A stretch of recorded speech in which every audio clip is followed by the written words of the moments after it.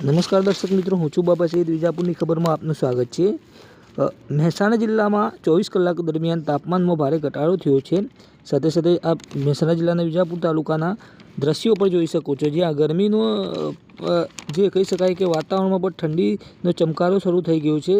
શિયાળો પત્યો નથી, માર્ચની શરૂઆત છે અને ઠંડીનો ચમકારો જોવા મળી રહ્યો છે. લોકો તાપણા કરી રહ્યા છે, ઠંડીનો અહેસાસ કરી રહ્યા છે. જ્યારે ધાબળા અને કહી શકાય કે ઓઢવાનો જે વસ્ત્રો હતા તે ફરીથી કાઢવાની ફરજ પડી છે. ઠંડીનો ચમકારો જોઈ શકો છો વિજાપુરના મામલતદાર કચેરી પાસે, જ્યાં કહી શકાય કે જે વેપારીઓ પર વિસામણમાં મુકાયા છે. શેરડીના વેપારીઓ છે, જે કોલો કરીને વેપાર કરતા હોય છે, તેમને પણ આ વખતે ધંધામાં અસર થઈ છે.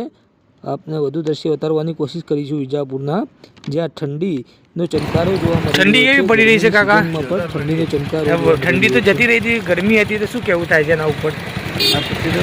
આપણા ક્યાંક માનસૂન બગડ્યું છે એવું લાગે. આજે ઠંડી છે, ठंडी जबरदस्त है.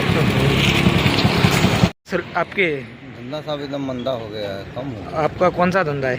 ये गन्ना रस का है. गन्ना रस का है. तो अभी कैसा माहौल है इस समय बिल्कुल ग्राहकी नहीं हो रही है. क्यों ग्राहकी नहीं हो रही? ये क्या है, सब वातावरण ठंडा हो गया है इसके. हाँ, इसके हिसाब से